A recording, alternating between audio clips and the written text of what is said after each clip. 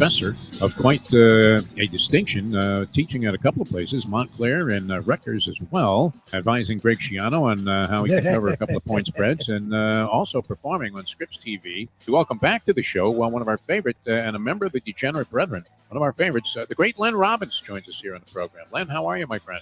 I'm good. You got the intro wrong a little. It's not Rutgers, it's Rikers. Well, appropriate, I guess.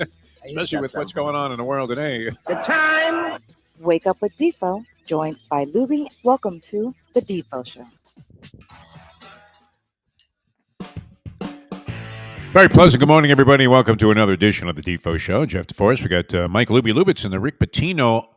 I mean, I don't know if this came straight from Pitino. I know Leslie Visser, the lovely and talented one, gave us a couple of Iona shirts when Pitino took the job there. Yours still looks good, though, Lubie. You haven't been out schwitzing in that thing. I don't wear it a lot. Like I was. I was wearing it for a while on my walks of life, and then, you throw it in with a bunch of other stuff in the wash without doing any separation, and next thing you know, that maroon shirt somehow turns a weird shade of, a whiter shade of pale. Anyway, you look great. Good to have you. We got college basketball coming up. It's not that far away, Lubie, and we'll have virtually everything in action, although the World Series does look like it's going to come to a quick and abrupt end. All that talk, was that just Jewish paranoia, Lubie, about hedging on that bet, my friend Dylan Rossi? We spoke with him last week on one of our shows I'm doing on Bleacher Brothers Network, which features a bunch of handicappers, and I wanted to get into this story about what do you do in this situation, because it's a marvelous spot to be in, is it not? If you win, you win, and if you lose, you still win. It's right out of American Gangster. If you win, no, that was out of Raging Bull, right? If you win, you win. If you lose, you still win. He was telling, Joe Pesci was telling De Niro to go ahead and throw the fight for the mob, because if he wins, well, he wins, but if he loses, still wins. He's going to get the title shot eventually. So anyway, and that would have put a guy in a very favorable situation. I mean, we're talking about 90 large here, 90 grand for a $100 wager. It turned out he bet a total of 600, some of which is still riding. If the Dodgers win the World Series, then the real interesting ticket is Ravens winning the Super Bowl would complete a 5-component parlay for this particular gentleman, and $480,000 on a $50 bet. That seems inconceivable, doesn't it, Lubie? Don't you have to hit like a 23-team soccer parlay to make that kind of capital? I know Gen X and people, the younger people, are all involved in that, and you have to ask yourself. I mean, it's not the big players that are going ahead and fueling FanDuel and DraftKings. Did FanDuel envelop DraftKings, and it's all one entity now? Okay, because you don't hear a lot about DraftKings. No, I don't know who took out who. Well, I guess FanDuel's one you hear. So, yeah, I guess FanDuel and DraftKings, quote-unquote, merged, but it feels like FanDuel's the one that's still remaining. How is this happening? How did the bookies of America allow this to happen, right? Where they're now buying television networks in numbers. It's not even – I remember when they took over TVG, the racing network, you were thinking, all right, well, that makes some sense. It's gambling, whatever. Maybe they'll infuse a bunch of sports betting type of predictions and information into the thing, which they have very heavily. In between every race, you used to see they would go and have a clip of the post parade at another track. Now it's two people, one of which is the daughter of Sean Payton, who was in the news also because he was accused of all things, of running up the score on the Carolina Panthers. How do you run up the score on the Carolina Panthers? You just play. Just playing football. It was 28-7, fourth quarter, and he ran a couple of trick plays, a fake punt, and then ran like a double pass. The fake punt failed, and they ended up turning the ball over on downs. The double pass worked, and they converted a first down. And then after the game, one of the Panther players, a guy named Horn, a cornerback, who I think his father had been coached by Sean Payton. His father was Joe Horn with the Saints. Does that make sense? Maybe. Possible. Anyway, I'm making up a name here. But nonetheless, so he comes over, he confronts Payton after the game, puts a finger in his face and said, that's bullshit what you try to do there, running trick plays when we're down and out. We're 1-7. What the fuck you trying to do? And to tell you the truth, well, when you looked at the circumstances where the trick plays were attempted and executed, it was almost like a concession there. fake punt when otherwise you would have been just giving the ball back to him anyway. You ended up giving it to him in better field position.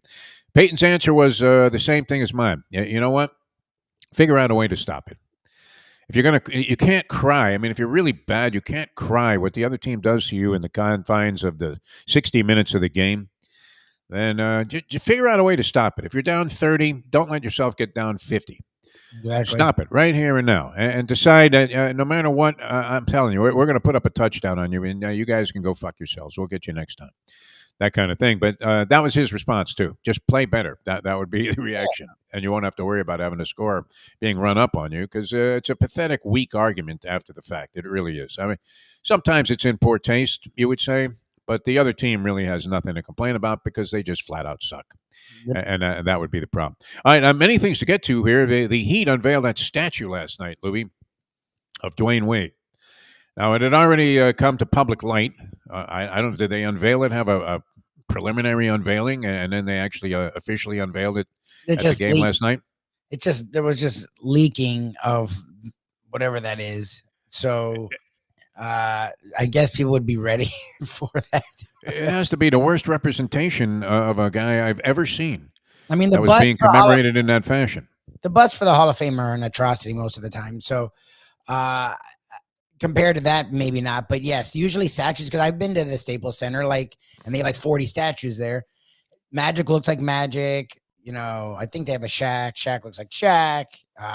Like Wilt and Kareem, they all look like each other. Whenever you see a statue, Bobby's statue at the Doak, which I used to see all the time, looks like fucking Bobby. Yeah. Yeah, I don't know. I think and Wade was involved in every step. Wade liked. How could he possibly have looked at the face that was on that statue and not been horrified? They made him look like he was 100 years old. Yeah, he looks old. He looks raggedy, and then he's jacked. It's weird. It's like his body's like a roid head who it works out 5 times a day. And then the face is fucking weird. It doesn't look like him at all. In a million years, if they didn't have the Heat uniform with number 3 on it, you would never identify that as Dwayne Wade. Never. In a million years. You would have thought it was, almost anybody else. Rowinski, right? Remember Yes. RoboCop? Yes. Could have been him, Jim Rowinski. Our favorite reference to drop whatever we're talking with Ron Rothstein, it was always Jim Rowinski, and he would almost immediately have some kind of bizarre reaction, like, "Why do you have to bring that up, Defo?" Talking about how he was ready to run out the building when he had to throw the guy into the lineup there. Unbelievable. But strictly an enforcer back in the days when you had 4 guys on the court that could play and one guy that was Rick Mahorn, who could play a little bit, even though he was in the enforcer role. Rowinski was strictly muscle when the Heat brought him into a ballgame. But that being said, I don't know. Didn't look anything. Didn't it look like, I thought at first that it was something that maybe got fished out of the sea, where, you're at Pennycamp Park and you're doing some snorkeling and you look down and you go, is that the Jesus statue? No, it's Dwayne Wade. Look at that. Unbelievable. It does look like an old beggar, like the facial expression. I mean, if you were commemorating the homeless down there by Camilla's house and you were going to erect a statue to, the perseverance of these people to just deal with life in its roughest edges and trying to, continue to persist and see if they can't find a way out of it, that might have been appropriate, right? It would have made sense there. It did seem like something that even if you had presented it at Art Basel, they would have told you to go fuck yourself. They would not have put it on display. And think about that for a second, the depth of that statement, because, I mean, you could pretty much put anything out there at Art Basel under the banner that it represents art and freedom of expression and all these other things and existentialism, meaning of life, and they would accept it. We've seen examples of it. We've seen examples of people who have succeeded wildly beyond anybody's most vivid imagination. Taping a banana to the wall. I mean, come on, get out of here. That's something you're pissed off at the wife, because she packed the banana in the lunchbox that you had while you're going to be sitting there at your exhibit for 14 hours, hoping DiCaprio showed up with a check. And so you just tape the banana to the wall and say, "Why the fuck did she put that in there? She knows I'm allergic to bananas." And the Art caviar Basel, pie. some guy from Europe shows up and goes, "Oh my goodness, is that spectacular? How much? How much for what? I don't know." That was I don't, maybe an omen. The Heat failed to cover the point spread last night. That's the only concern that I had about that ball game. 8.5. Detroit Pistons, supposedly an improved version. How could they be any worse? They were for just horrible last year. They're not. Perfectly forgettable season. They had hired a coach away from Phoenix who got $70 million on a 7-year deal. They fired him before the season was even over, and maybe for good reason. You couldn't have done any worse. Have we? Have we had a chance, to look into their situation at all I know they're 0-4, so through our it's good not friend Grant Long? No, it's not starting better. yeah, 0-4. No, it's not. Yeah, It's not going well. It's not starting. How could they be that bad? That's an incredible one. It's kind of like the Philadelphia 76ers for so many years when you were looking at the Sixers and thinking, wait a minute, they've been drafting like number 1, number 2, high lottery picks for the last 3-4 seasons, and they still blow. That is poor management.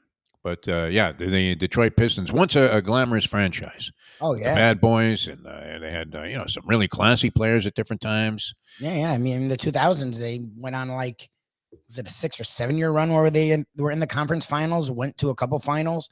They were great. Yeah, I don't. It's just been bad for a long time, and it's interesting. Man.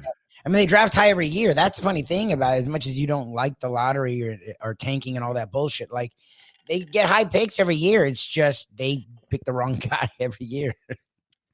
Did they have no luck? I mean, they have had very little luck, almost Elgin Baylor-like luck in the draft lottery, where Yeah. the year that somebody that really can change your franchise around is available, all of a sudden, in spite of having the worst record in the league, they end up at number 5. Yes, And, that's there are 3 players that are going to make a difference. 100%.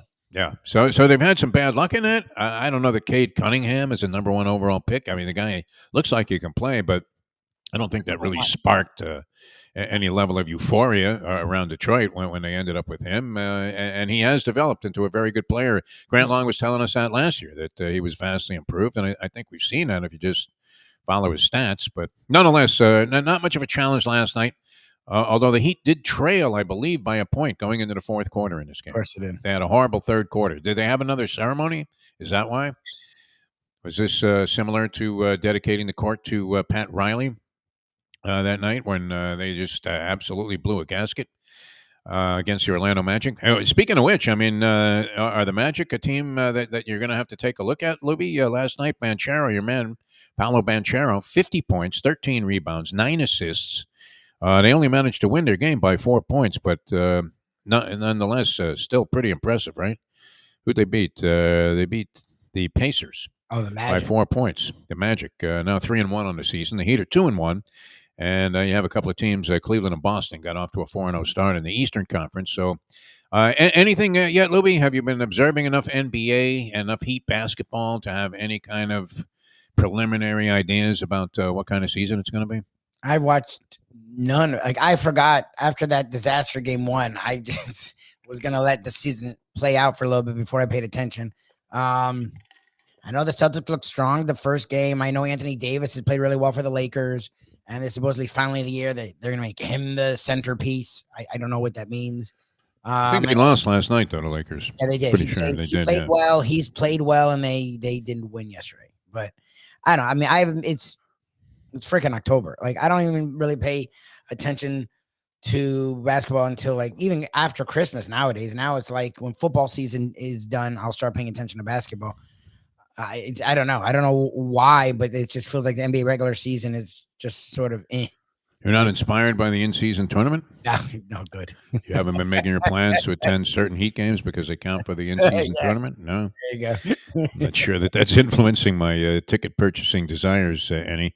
But yeah, you're probably right. It's a feel-out round, is it The not? Suns have played better. The Suns have played better. Like the Beal Durant thing. Not Beal, I'm sorry. Your guy in Durant. And the Suns beat the Lakers last night. Have played Pretty sure better. that was the matchup. Yes, they beat the Lakers. They're 3-1. I've seen the two of them playing well together. Durant coming off the Olympics where he played well. Maybe he's finally just taking his role as number one there. I don't know. I never thought that was going to work. I still don't think that's going to work. But I guess they've started strong in a way they didn't last year. So I don't know. It's October NBA is. I mean, there's way to go. The World Series, the college football, NFL, hockey. With the Panthers are actually outside of the Canes, the one bright spot we have down here. So like, NBA is like back burner, like super back burner. Yeah, it's tough to get into it early on and pay. I mean, give a lot of credibility to the early season results. You just never know. Although you'd like to see your team look good Yeah, you want in to the start. process of winning a few games, which now after that first game, which was a disaster, the Heat have looked pretty decent the next couple of times out. They beat Charlotte, they beat Detroit, two Bottom lesser feeders. regarded teams, and so taking care of business, as they say. Yeah, that's right. Beat the teams that you have to, especially early in the season. You don't like to see these kind of games going the wrong way, and then at the end of the year, going, "Oh man, if they had just beaten Detroit that third game of the season, they would have made it out of the play-in, and they wouldn't have had to deal with the fact that they now have to take on some monster But that's the coming one on." thing Scoop said, Scoop sort of brought something up, and other people brought up, and Scoop talked with us, Ethan's going like last week. So I am monitoring. Like Milwaukee's a mess. Yeah. So it's, will they really be a mess? And if so, what does that mean? Like, is Giannis on the Dame stuff? I don't know how much better Dame makes the Heat anymore. Like it feels like the reason a lot of people were not in on him last year is what we saw last year and we're seeing now. Like the guy got really old, really fast, and has a really big contract. So I don't know if he makes him better, but Giannis would. And Giannis always had a very strong flirtation with the Heat. And I don't know if Milwaukee would be bitter like the fucking Cavs moron. Not the Cavs, sorry, the Portland idiot. So that's the only thing I'm sort of curious. As a Heat fan, we like the big whale. The Heat look like a team that's going to be at 6 to 8 seed. They need a move to really get into that top 4. Yeah, the Knicks have struggled, but again, they put a lot of new pieces together. I think the Knicks will be a top 4 seed. So, like, that's sort of a curiosity of mine. You know, I love that bullshit. Like, oh yeah, perspective trades that will never happen. You love that. Yeah. What happens? Who are you giving up for Giannis? I don't even know. I saw a proposal yesterday, something about like the Rockets giving up all their good young talent to get Butler, and I was like, but if you give up all the young, I mean, for the Heat, that's fine with me because I think they're in a rebuilding mode. But why would the Rockets do that? Like, what is getting Jimmy? They really want Butler back. I mean, I guess he's from Texas, so maybe I think he's Houston actually, so bring him home. I don't know. But other than that, like, yeah, what do you give him? I fucking don't know. But if he's disgruntled, like, they've made all the moves. There's no more moves for the Bucks to make. Like, they've gone backwards. They've fired coaches. They've done all kinds of crazy things. For the whole lineup, like at this point, like if you've gone backward that much, and then you bring in the wrong coach, which we all knew Doc Rivers was a weird move, like then maybe it's time. And if he's asking for it and he's been loyal to you, maybe you find a way to make it work. So maybe the Heat don't have to give up fucking everything. I don't know. I'm not even really down that rabbit hole yet, but you brought up the NBA, things that I may be interested in. That's something that Scoop brought up last week when the season was early.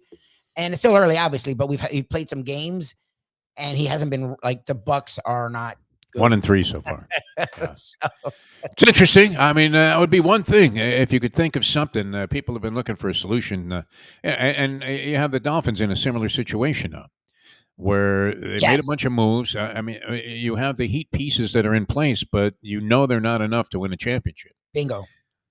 And so if that's an 80-year-old Pat Riley at the front leading the charge, probably does not want to be in this for a few more years just to finish with the 6th seed and get knocked out in the second round of the playoffs. Yeah. That would not be something I would think he would enjoy. So you're imagining that somewhere in the back of his mind he's got to move. Yep. It's probably the one move that you could make that would changes everything. Ultimately make a difference. Yeah. You could somehow keep Butler and Bam and add Giannis, then again, we don't know what'll happen because that's what people said about the Bucks, and it was a fucking flaming disaster. But I mean, at least on paper, you now would be thrusted into the conversation, whatever the fuck that means.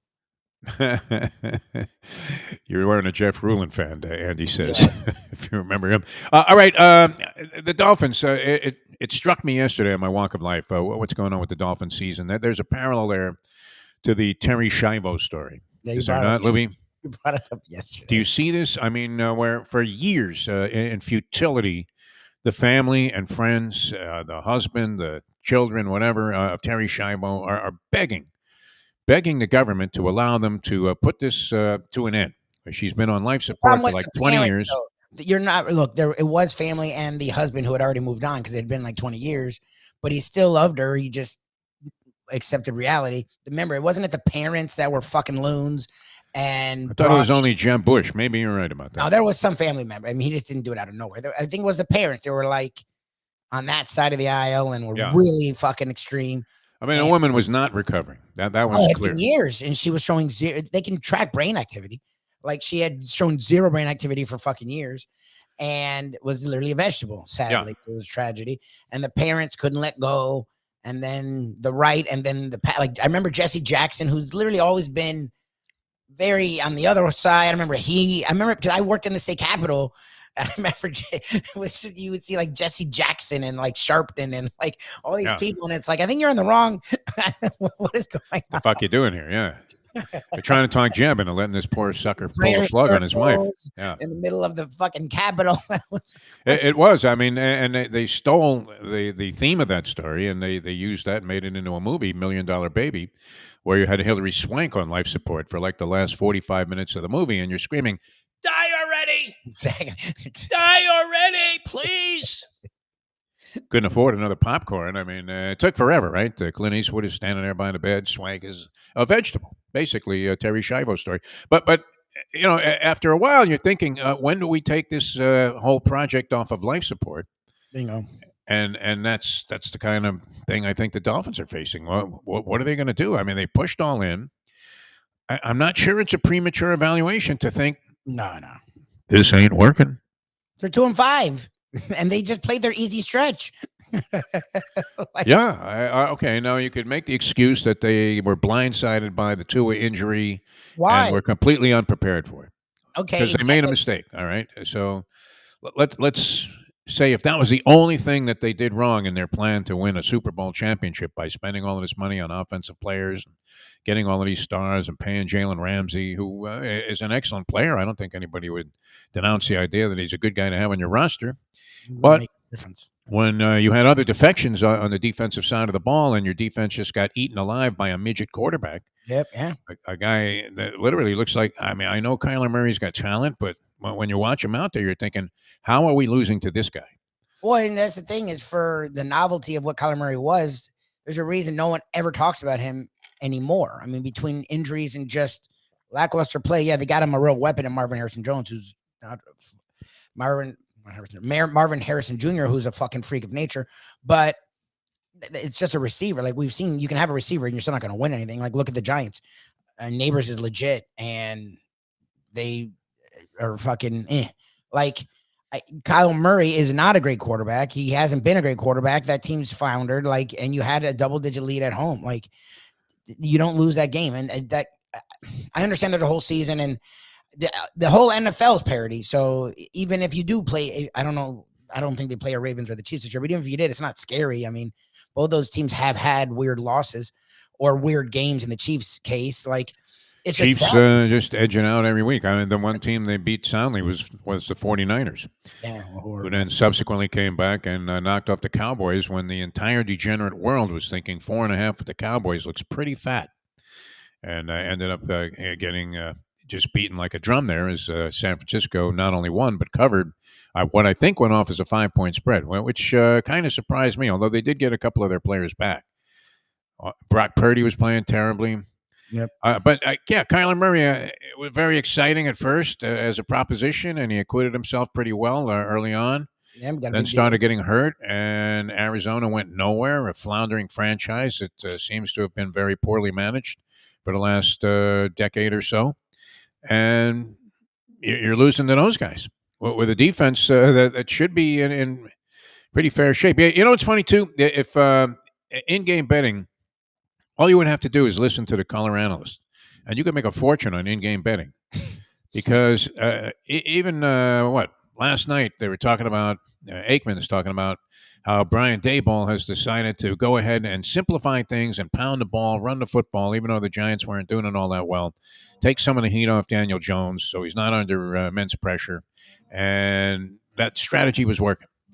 And you know that after they ran the ball 3 times and Aikman came up with this, see, they're sticking to it. Joe, they're sticking to it. This is going to work for him. You know the next play is going to be a pass. Down the middle over the head of a tight end and just in and out of the hands of a safety who was thinking that he was out of the play, 20 yards behind where the play actually took place, and somehow the ball is coming in his direction, sailing there like a Frisbee on the beach. And you're thinking, wow, that's a really bad play choice. But, yeah, whenever the color analyst is assuring you that they've finally come up with a sound strategy, they're sticking to it. Oh, yeah. They're going to do the opposite. Mike McDaniel would be the easiest guy to make money on with that, right? Oh, look at that. They ran the ball 3 straight times. Mostert's averaging 6 yards a carry. And as soon as they say that, you know he's going to throw the fucking ball down the field to some guy that's not even, you don't even know is on the roster. Double covered. They always throw away it down right in the middle of a drive. So is it life support? When do you pull the plug? I guess would be the reason for the Shivo analogy. When do you pull the plug? Talking to the wrong guy. I mean, look, we're going to have the Hyde on. So and how do you pull the plug on this thing? I understand the starting over thing. That's what the bad franchises do. We've talked about this. But Ethan Skolnick also talked about this with us, not most recent, but the time we talked to him before. And he said, look, yes, the idea is you want to keep regimes together, but that's good regimes.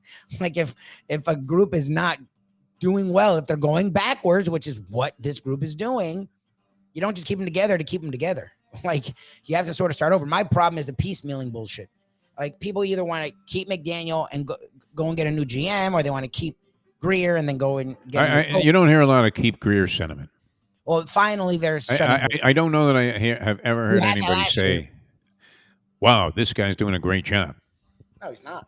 You don't hear that. And look, I wouldn't say that I was 1,000% qualified to judge. I mean, you're just looking at the results, and it's a results-oriented business. You'll hear that anytime you talk to a coach or a GM, and they're not getting the results, and they made their moves. So, yeah, when do you pull the plug on that? Or do you? Or are you stuck now, sort of like Pat Riley is in a sense, where it's not going to be good enough, no matter how good it may look in some aspects. But it's not going to be good enough to win the championship. No, not as is. Bill Zito, I mean, to his credit, he saw that a couple of times now. He junked it, yep. Where look, Huberto was a popular player here. He was good. He's coming off. He was coming off a really good season. MVP candidate. It was his best year. Yeah. and that was the thing, though, and it made sense. It was his best year, and he still was quiet in the playoffs, which he's been his entire career in the few stints they've had in the playoffs. And Kachuk's the opposite, where Kachuk's the guy that just makes everything better. Huberto didn't make anyone better in the playoffs. And it took a little bit of balls, but it changed the trajectory of the entire franchise. That changed the franchise. And then after having success with that team and the new configuration, he still made more changes. Yes. That ended up being the moves that put him over the top. But he had the right nucleus, but that took balls to get there. Yes. You don't see a lot of GMs having those kind of balls. That level of guts, willing to go out there and risk a lot. And what happens as a result, though, is you end up snookered. Yes. Which I believe the Heat are to a certain degree. I don't think that they're a championship caliber team. And then the Dolphins at this point look like they just whiffed. Dolphins are bad. Almost completely. Well, because that's the thing is, on the Greer angle, even the ones that people love to give him credit for, if you notice, are quiet now because Jalen Phillips was a hit. Was he? He's been hurt literally his entire career. He has 3 games where you're like, oh, fuck, LT. Or like Derek Thomas. And then he misses the season every fucking time. Bradley Chubb, they gave up a shitload for Bradley Chubb. Roquan Smith was traded like right after for nothing at a position of need, linebacker who also can rush the passer. No, let's go get Bradley Chubb, who spent his entire career on IR. Yeah. Give him a contract extension for some fucking stupid reason. And he's been hurt the entire time he's here. He hasn't done shit for the Dolphins. Like the Tyreek Hill move was fun and exciting, but he doesn't win games for them. Like he just hasn't. Jalen Waddle was a draft pick that people loved. Okay, Penei Sewell went the pick after, at the position you've needed for 25 years, and is already considered by many the best tackle, maybe offensive lineman in all of football. Like, even the moves he hit on Tua. I love Tua. I've defended Tua. Tua's hurt as much as he plays. Like, even the picks he did make that were good, the rare picks that he made that supposedly worked out, all have sort of failed in many different ways. Does he make any public appearances or statements ever? Well, you never hear from this guy. Season, he talked. He did like and I shook my head, but you never hear him during the season. He isn't talking. No, he disappears. All right, we have Dave Hyde coming up. Dave Hyde will help us analyze all of this for the people out there that still have an interest in the local teams. There's reason to be hopeful for what? For the Heat to do something this year. Panthers maybe repeat as Stanley Cup champions. Canes sitting there at 7-0, favored by 20 and a hook over Duke. Lubie, I'm tempted. Can you imagine making a bet against the Hurricanes and banking on Manny Diaz to keep them in a ball game? I know. But Duke hasn't been bad this year. They were undefeated, until last week, and they finally lost the game? There's, I guess, 6-2. They're 6-2. Oh, they lost a couple? Okay. Lost a week before, or 2 weeks before they played FSU, and then they lost it.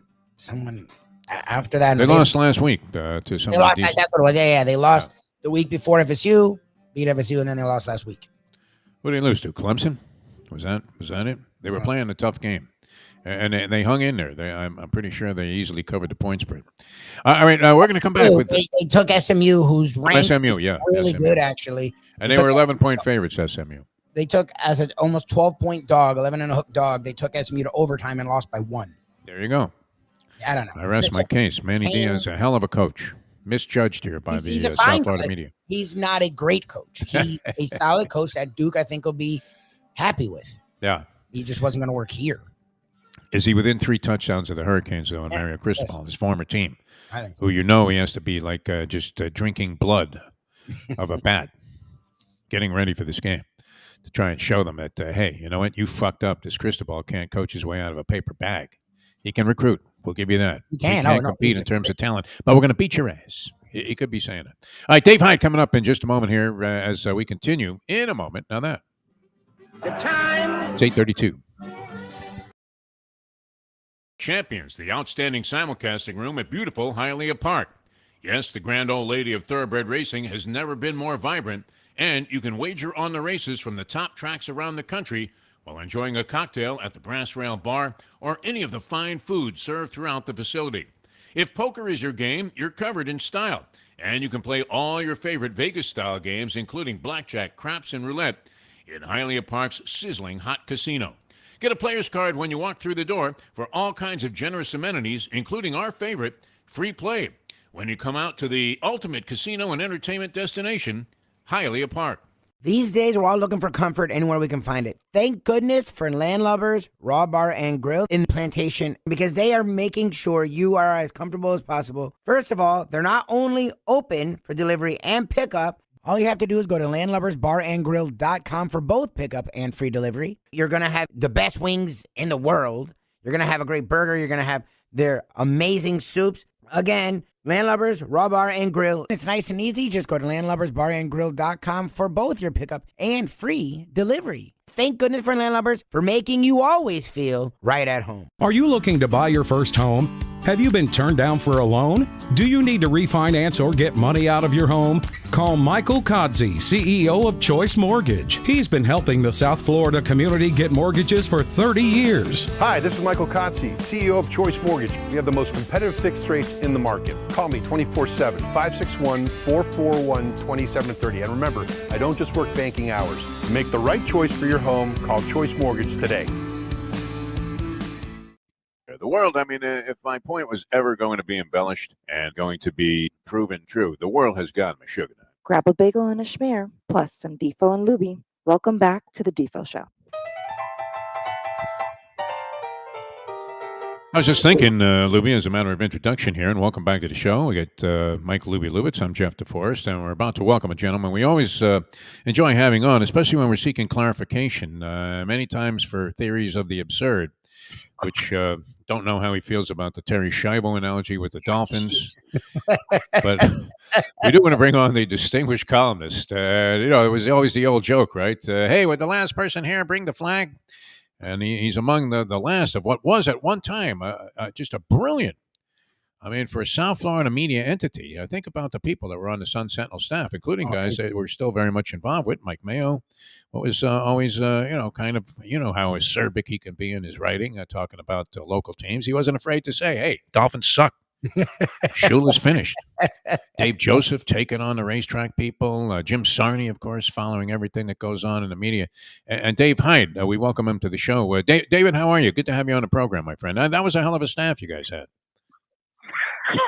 Once upon a time, yeah, we have a great staff. Yeah. All the papers did around the country. It's not just here, but sort of the economics have decimated us, as we say. It's hard for me to rip the Marlins for not spending money when we're in the same boat right now. No doubt. Yeah, I mean, and maybe it's only a matter of time before. Well, look, like AM radio, which was probably my favorite medium I ever worked in. I mean, look, El Finito. That's pretty much the state of the affair. Could you please start though by helping us out and tell Jim Sarney, convince Jim Sarney once and for all, nobody gives a fuck about Inter Miami FC, and Messi playing in a minor league is of no great consequence to me. I mean, we equated it, to when like Roger Clemens would go down to Double-A on a rehab assignment and pitch 3 innings, and you'd think, of course he struck out 9. I don't know. I don't know if you share that opinion, but Sarney's he's mashugana with this idea that all of a sudden this guy's got 80 goals in a season when he had like maybe 70 lifetime because he's playing in a minor league. Well, there is a comparison. Bob McAdoo goes to Italy at the end of his career and is a legend in Italian basketball still to this day. Yeah, exactly. Warren Cromartie, like 400 in Japan after being. Sure. Yeah. So there is that, but there also is from a local. I went out there for Friday's game, playoff game, and there is a local entertainment and come see a legend and look how he transformed this whole league standpoint to it. So I think there's room for both ideas in the same opinion. This isn't world class soccer. You got to go to Europe and Premier League or La Liga, but at the same time, it's it's fun that one of our teams has such a distinct payroll advantage over everybody else. Messi by himself is making more than 22 teams in the MLS. We're used to baseball where it's the other way around. That's true. Yeah, no, it's pretty amazing. All right. And that was just to get Sarney off our backs because he keeps sending me stuff about Messi. And I'm like, I dig Messi. If I was going to follow a soccer player, I've been entertained by some of the athleticism that he's shown over the years. Jim at the Sun Sentinel, great writer, great personality, was always on the fringes of sports he loved. Tennis. This is old. Okay. Tennis. He was that was his niche. And then of course I did the radio TV, and he did it for the Sun Sentinel too. So I did it for the Herald way back when. Wow, I vaguely remember that. Which is interesting. Of course, why wouldn't you? Barry Jackson then brought it to new heights with the couch potato column on Sunday, which, in spite of what he would say, every guy that was in the media, electronic media, wanted his name mentioned in that column, which is always a distinction. Yep. Hard to believe Barry had that when he was just breaking in, but nonetheless, he stuck to it. He is always in the background. See now. Are you standing at different angles when you're in one of these gangbang interviews, like around Bam Adebayo or something on Media Day? Because how is it? Does Barry do that by design, where he's always in the video? How does he do that? It's a talent, and it's obviously. It's crazy. Yeah. All right, let's get into some stuff. Help us out here. I just compared the Dolphin situation to that of Terry Schiavo, where you have to ask yourself, is it time to pull the plug? I mean, you're begging Jeb Bush. You're going to Tallahassee every day with another contingent of people saying, hey, let this poor lady go. Is it time, in your opinion? Is it approaching that time, Dave Hyde? Are we looking at a badly failed experiment or endeavor, or is there a sign there, in your opinion, that this is eventually going to work out well? I don't see much chance of it working out well this year. All right. They're 2-5. I mean, if I was going to take the case that okay, it can still work out, I'd say okay, they go to Buffalo, they surprise Buffalo, and they win, and that gets them back on track, and they go. What would they have to go? 8-3, the rest 8-2, the rest of the way to 10 wins and make the playoffs. There's the case you have to take to say they can get it back on track. Go 8-2, starting with a win at Buffalo, and that's a hard case to make. Even their schedule's pretty easy in general overall, but they have the easiest schedule in the league by opponents' win percentage. But I'm not making the case after watching them the first 7 weeks they're going to go 8-2 and win in Buffalo. So. But man, Terry Schiavo, you're like that's like I had to Google her. I couldn't even remember. Oh yeah, wow, good for you. It's like a classic story. It went on forever. I remember, but that's going back a while. It was worse, and my other comparison in that was the last 45 minutes of $1 Million Baby, a movie with Hilary Swank where she gets hit in the head with a chair in a boxing match, and Clint Eastwood is by her side, and you're saying die already. Let's end this and move on. I mean, I just picture the Dolphins. Teams get snookered sometimes, and it looks like they found themselves on this. How do you pull the plug in midstream on this, though? Tough. They still have 10 games to go. They're not even to the halfway point. So I mean, I agree with you. I wrote my column on after the game was okay. That's it. That's a wrap. Struck midnight on the season. And you're not a fatalist like most fans. Yeah, and they still have 10 games to go, though. I mean, they're not going to trade people. Trade. Who are they going to trade that would make sense? If you're going to trade to get actual value, you do it in the off season. Yep. The only reason you trade in the middle of the year, you have a completely disgruntled guy who's not going to play as the Jets got. Also, in or a guy in the last year of his contract, you just want to get something for him because your season's going down. So, but I just don't see that they have anybody that it's smarter to trade now rather than in February or March. Look, I don't think they're doing anything in season. I think they've sort of made their bed and now they're lying in it. The question to me is, what faith is there still? Because he must have had faith at some point, or they had faith in Greer and McDaniel, right? They hired them and they gave them the keys. What faith is there still in both of them? Because I feel like people attack Greer or they attack McDaniel. They don't put them together. And I'm sick of them doing that. Like, I think this franchise at some point, get a GM, let the GM hire the coach. I know it's funny. It's we still have 11 games left, but you just say, like, I mean, they're 2-5 or 10 games left, I guess. Like, where are they going from here? Okay, so they win 6 games, 5 games. They're not winning 10 games. So, like, what faith is there from the franchise in reality in both of those two men? What do you see for their future with this franchise? What you're asking is, what does Steve Ross think of? What's he going to do? And there's the mystery in all this. He hasn't made a good football decision. He's look what he's done around the stadium, the Dolphins and the stadium and making money with keeping F1 tennis. I mean, he's a 5-star owner in that regard. But the one thing people care about is the Dolphins. He really hasn't made a good hire or a good decision in this whole time, 15 years. Yeah. And so, what is he going to do? Look, if Chris Greer goes if this season goes down the hole, I don't know how he stays. I mean, I've called him GM for life because he's been here so long. But I think this might be after last season, there was no pressure. I couldn't believe, I wrote a column that I've never been around a team that keeps disappointing and there's no pressure on the GM. No one's saying anything. And now everybody's all over him. So but if he goes, just think of the logistics of replacing him.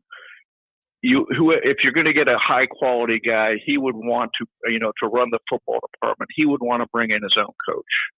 Okay, that's just how it works. And so, really, you're talking about a tandem deal here.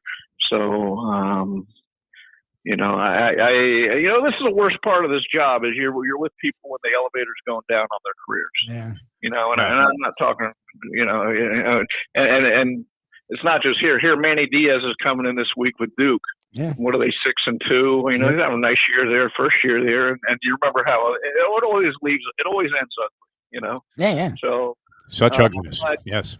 I don't know what Ross is going to do.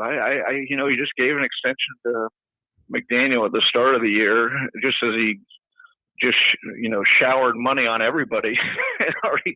Somebody convinced him to spend money. Hey, here's Jalen Ramsey, 30-year-old cornerback. We got him signed for 2 years. But let's sign him for 2 more and make him the richest quarterback in football. For no reason at all. Oh yeah, that's a great idea. He's got concussion concerns, and there's questions of how good he is. But yeah, we could keep him under a $23 million contract. No, let's give him $50 million a year, because that's what quarterbacks get these days. Genius. Oh, it's amazing how much money was spent during the offseason on a couple of guys, and you have an offense that Tua provided a little bit of a spark there because of his quick release, which is great. He makes that kind of short passing game with guys who can run after the catch work well, but it wasn't enough. I mean, they haven't been lighting it up at any time, and those backup quarterbacks were pathetic. All right, now, what did you think of this? We were trying to characterize this. You being a columnist, of course, great with words, and I'm curious to get your thoughts on the unveiling yesterday of the Dwayne Wade statue, which at first, to me, I thought it was something that was dug up by Mel Fisher when he was looking for the Etosha, and he had a couple of swings and misses. People were dying, and all kinds of crazy shit was going on as he was searching for this Spanish treasure. And every now and then you like dig up some clunker. Did that not look like it came from the bottom of a scuba expedition at Pennycamp Park? Or do you think that was a reasonable facsimile of Dwayne Wade, good enough to signify what dignity he brought to the organization? And I guess the magic question is, who the fuck sold that to Mickey Harrison? I mean, that even Christo couldn't have come up with something like this. What did you think of this, Dave Hyde? And is it of any significance? They managed to win in spite of the fact they unveiled this ugliness at the Kaseya Center last night. Yeah, it reminds me of a 16th century painter where they make a political statement by drawing the king. Everything's beautiful when they go to the European museums. Everything's beautiful in the painting except the Queen's eyes are cross-eyed. It's that's a statement, Yes, this was brought over here by Columbus in 1492. It's like, what the fuck? Wow. And you see the face, and you're like, what is that? Who is that? Wow. So I supposedly Dwayne monitored the situation with the artists, and so who is the artist? I mean, probably for his own benefit should remain unnamed. That's one you want to see anonymous signing the bottom of the exactly. You don't hear on that at all. Yeah, the artists are mad that it's not being met with acclaim. Acclaim. Welcome to the sports world. It looks right? horrendous. Oh, that is one of the worst. I mean, we've seen, and I can't remember the last time I was watching a Hall of Fame ceremony, and they unveiled a bust of the guy, and the guy's standing right there, and they take the thing off for supposedly the first time, and you look and go, who the fuck is that? They made Marino. I the last time I did it was when Ronaldo, speaking of soccer, had a bust of him made, and it looked like something from Picasso. The ears here, the eyes there. Hey, Lautrec, what are we talking about here? All right. Well, I mean, I was looking at that and thinking, geez, if you saw that at Art Basel, with like a $400,000 price tag on it, you would arrest the people for presenting it, and immediately, charge them with various cases and accounts of fraud. All right. What about the Miami Heat? We were talking about this earlier. Lubie says that the only salvation would be Giannis Antetokounmpo I didn't say only. somehow becoming available because Milwaukee blows this year. They are 1-3. It doesn't look like, and we've seen this before, where the Heat didn't do something that they were supposedly desperately coveting, and they didn't get Damian Lillard. And Lubie, would you agree, and Dave, that's actually turned out to be a good thing in the long run? But where do they stand? Well, you'd have to decide this: would Damian Lillard be playing the same here as he is there? We don't know. Okay, that's a good fair. question. That is a good question. With Eric Spoelstra, figuring out how to use them best as he does with virtually everybody he gets. So I would, I'm not sure I draw a straight line there. I get what you're saying, though. It's not working out in Milwaukee. But No. waiting for Giannis, how many years now have we? Well, if Giannis comes through, That's the only answer, Dave. how many teams are saying that too? Yeah. And who knows what he thinks? Who knows? So I sure it's something that you monitor, but to put stock in it and to actually plan that, okay, it's going to happen. No, I need to know. I'm not sure that's going to happen. The Heat will be a tough middle of the road team this year that teams will want to play in the playoffs, but it's not like they're going to challenge for anything significant, I don't think. All right, and the Cats were in action last night, winners again. So they're off to a very good start. They look sharp. Sasha Barkov returns to the lineup after another early season injury, and it was very effective. I think he had a goal and an assist. And they seem like very logically they could be right there in the mix to repeat. Is that an opinion you share, Dave Hyde? Oh, absolutely. Now they got Sam Bennett, 8 goals in 10 games. He had 20 goals all last season. So I mean, there's no reason the Panthers won't be in the mix. The only reason you can't say, oh, they're the favorite. Hockey's so random that bouncing puck or this way or a bad night.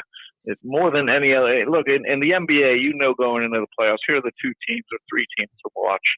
When the big 3 were here with the Heat, it was guaranteed they were going to make the finals, and then you see what would happen. But it's not like that in hockey. The best teams regularly get knocked out in the first round of the playoffs. They're the best regular season teams. So, but they got everything working. That you talk about a clown franchise 5 years ago. Yes. For a couple decades, they were a clown franchise. And then, the guy, Bill Zito, I've probably said it before, he's got the Midas touch. Yes. Every move he's made has been golden. And so they came out of the gates and they're picking up right where they ended last year. The question, I guess, is they played a lot of hockey the last 2 years, going to the finals each time. And do they find anywhere just to maybe rest a little rather than grinding? That's nothing. The odd thing about hockey is there is no rest. That's not the hockey way. No. Yeah, they play in the playoffs, play Stanley Cups. They play a game at night, and then they're having a practice at 11 o'clock the next morning. I mean, I'm like, what kind of sport is this? What drugs are these guys taking? Would be the question. Covering this team. Yeah. In fact, Bill Zito had a dinner with some media before the season just to talk. And one of the things he asked, hey, which I've never heard before, what can we do to make your guys easier? Yeah. I said to him, one thing, if you make the finals again, don't play Edmonton. I don't ever. Yeah, that was a mess. Wow, what a schlep, man. Tough city to get to. Oh my God. And you get out there just to get tagged with a loss or two. That was pretty crazy. What a phenomenal run, though. And then that comes down to the wire after blowing a 3-0 lead, and they end up in a very exciting game, winning the Stanley Cup. Couldn't have celebrated it anymore. You came to know the team a little bit. Yep. And you see, you talk about a team that's on solid ground as compared to the thin ice that we saw here many years ago. Great job. Was it just Zito? I mean, is it Vinny Viola? Who's most responsible for this sort of complete 180 in the way the team is being managed? Well, to me, it's Zito. Vinny bought the team in like 12 years ago, and they had some bad years. A long time. Oh yeah, first. Now then they hired Joe Quenneville, and that started the turn. And Zito really was going to come in and work under Quenneville.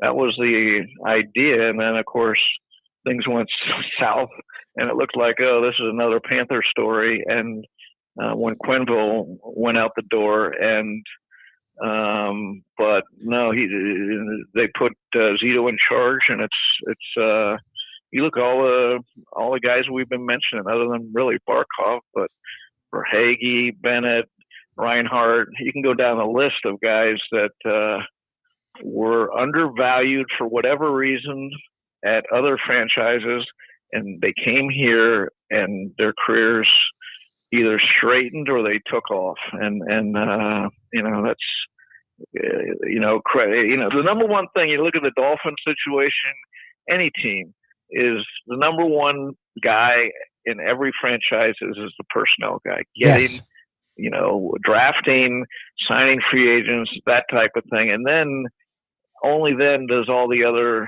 coaching and all that come into play. But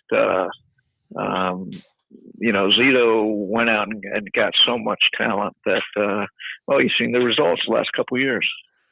Yeah, he's been dynamite. The most effective executive we've had here since early Pat Riley, right? And maybe later on Pat Riley, as he was able to pivot many times and still and always at least remain competitive. And where the people weren't thinking, and you notice there was no mention made of the Marlins, as we covered the full spectrum, including Sarni's Inter Miami FC, which you addressed very eloquently at the top of the conversation we're having here. All right, Dave, we'll let you run. Were you at the unveiling? Did you have to give the the obligatory ooh? Sunday, I was at the Dolphin game on. Oh, okay. So you got to witness that. That's great. I went to that unveiling. Yeah, It might have been the better. So. The curtain came down at the wrong time there. All right, Dave, we love you. Thanks so much. Keep doing the great work you're doing with the Sun Sentinel. Keep journalism alive, print journalism alive. Thank you very much for doing that. Okay, thanks for joining us here on the show. Dave Hyde, ladies and gentlemen. That was good. You had to look up Terry Schiavo, huh? I don't know. I mean, is that such an old reference? Yeah, it is. But literally 20 years ago. You're right. Maybe it might be time. Well, what else describes the situation, though? The futility of it. No, pulling a woman is literally dead, and they're keep her, just on a slab in a hospital on all kinds of machinery, probably at great expense. No. Oh yeah, it was tons of money. Did this also break the family financially? I would imagine. Didn't help because again, whatever insurance covers, that's not everything. I mean, are they going to cover her lifetime without juicing the payments significantly? Oh, by the way, that same policy, it's costing you. What can people do about that, Ron DeSantis? Nothing. When the insurance company decides to just raise your rate, triple it. Pretty much. And they're the only one that are taking action in town, right? Citizens, right? Remember that? That was unbelievable. I remember having to run out to a citizen's office about 5 minutes before the eye of a hurricane was going to hit my house and run there with a check for $4,300, or they were going to cancel my policy right before the landfall. Oh, my God. I was like, what? And, that was, I mean, you talk about being strong-armed. Holy shit. Where was Pam Bondi then? Yeah, exactly. This woman. What happened to her, man? She flipped out, right? Went all Trump? Oh, yeah. I mean, she was uber Bush. I mean, she was a loon. She was a loon before people were loons. That Madison Square Garden thing, I mean. It was something. If that didn't do it. I'm about to do it or not do it. It's just what's interesting is the people coming out defending it. It's like. How do you defend that? I mean, you would have had to just denounce it and distance yourself from it if you were a Trumpster. That the buildup to it was really, I mean, just totally, not even unhinged. It was so uncalled for, and So ridiculous. And you're thinking, this What do you is mean how that they're dignifying a guy that wants to be the president of the United States. you This brought is up what Sid? it's come to. I didn't understand why you brought up Sid because I had only seen. He spoke there. He was I calling know, Hillary a I saw that bleeping C word. Yeah. saw it yesterday. Like what he said didn't make any sense. Like he was just yelling stuff about Hillary, and it's like, I mean, I Why know would anybody even bring her up? Yeah. but like, first of all, she's not running. She hasn't run in a while now. She hasn't been in any office in a while. She's hawking a book. I mean, leave her alone. What the hell? Like, what do you and what he was saying, which is incoherent. And what it's so funny. Harvey brought it up on Twitter, so I responded because everyone in South Florida knows the Sid story. Yeah. Like, he kept using the word degenerate, saying all the stuff. It's like, hello, Sid. Like, you were like found in the middle of the fucking street in the rain, talking to yourself. Like, everyone in South Florida that's known you with any kind of gambling background has a story of how you didn't fucking pay up, and that's what led to some of this shit. Like, people found you at radios. Like, it was like, what is going on? I'm like, dude, hello. No, it was checkered past, you would have to say. I mean, it's just whatever. In general, I mean, Sid had a likable quality, but there were definitely some underlying questions of integrity. It's just like to cast out a whole party, which is weird. No whole anything. Like, even the whole Republicans aren't all whatever. To call the entire party degenerates, it's like, hello, low-life scumbag, Jew-hating. I mean, dude, that's you. Like, I'm sorry, but it is like. But this is the prelude to introducing a guy who, in a week, the country will decide, and supposedly, by a nose hair, this race will be decided. Still, in spite of all of your optimism and everything that's being said, that because every poll that's come out has her up 4 or more. So what and the polls are stupid. I don't know. The last one I saw was like a 1% national. Where? Edge. Like, I watched CNN, and CNN is slowly. That was CNN. Yeah. Even CNN slowly, like, all right, this game we played for the last month. You're assuming, and I don't know why I'm assuming this, that they would have some kind of level of integrity in polling people and putting up an honest number. I mean, if you want people to watch your network and not just laugh at it. I mean, the thing they did with black men's already been turned that it was wrong. Yeah. Like, black men are at 90% right now, which is higher than normal, and black women are at like 98%. So it's like, so the thing you were trying like a week ago is already been proven bullshit. Like, it's whatever. I mean, look, I'm not doing a touchdown dance. It's fine. I want people to get out and vote, and I'm anxious and I'm nervous. I don't understand what you have that thing. Fine. You're admitting whatever you're admitting, but to leave that thing and go, yeah, it was full of joy. It's like, do you know what joy is? Rallying together on hate is not joy. Yeah. You can call it whatever you want, but it's not joy. No, it was startling in how frightening it really was. I mean, and yet typical to the point where you just shrug it off. I mean, all of these guys, they always have a couple of conservative guys now in these panel discussions they have on CNN. And the alibis are just incredible. It's kind of like Canelo saying that I had a taco and it just happened to have testosterone in it. Yeah, exactly. This fucking cow was laced, man. I couldn't help it. How do I know? I go to the taco stand every day. I have the same thing, a burrito to go. All right, we got to get out of here. Speaking of going, Dave Hyde, good stuff. Very eloquent on a lot of things. I don't know that we solved anything today, Lubie. I don't think so. You didn't even get that in on the Heat. It's like, I guess his one take on the Heat was, yeah, they are. Just not awe-inspiring. A team that has some very highly competitive guys, as all NBA teams do. Do they blend together well? They seem to play together well enough, right? Spoelstra gets the chemistry out of these guys. It's not like you're looking and going, hey, fucking hero, pass the ball. So, and Jimmy Butler has played 2 solid ball games back-to-back after that 3-point disaster in the first game. Too early to tell, right? Lubie, you're right. What the hell am I babbling about? NBA early season basketball. I just don't know what to take from it. Like, I mean, especially in the NBA, look, Kawhi Leonard's missing half the season already. Embiid hasn't played. Paul George just joined Embiid and neither's playing. Like, what am I supposed to do with any of that? Like, exactly. Yeah, the big stars don't even play. All right, we got to run. We will see you guys tomorrow. Tony Segreto should be joining us. So a little old school. Segreto is joining us Thursday. He actually has. I don't know if it's a surprise guest or not, but being the World Series may be over by then, sadly. But the one only Bucky Dent a Oh, get very, out of here. very long Yankee history. He wants to join us, and the only time Bucky can join us is Oh, Thursday. wow. Well, So we'll do that's trivia a little beautiful. early, and at around like 8:35, Tony and Bucky Deno join us. That's a giant get here. All right. We will see you later on today, right? Another Yes. home From version. home, Mike Mails on the Fox. Very good. Okay. All right. We'll see you then. Thanks so much for tuning in, everybody. We'll see you next time. As we leave, you know that The time.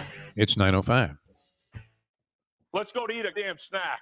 Look what they done to my soul.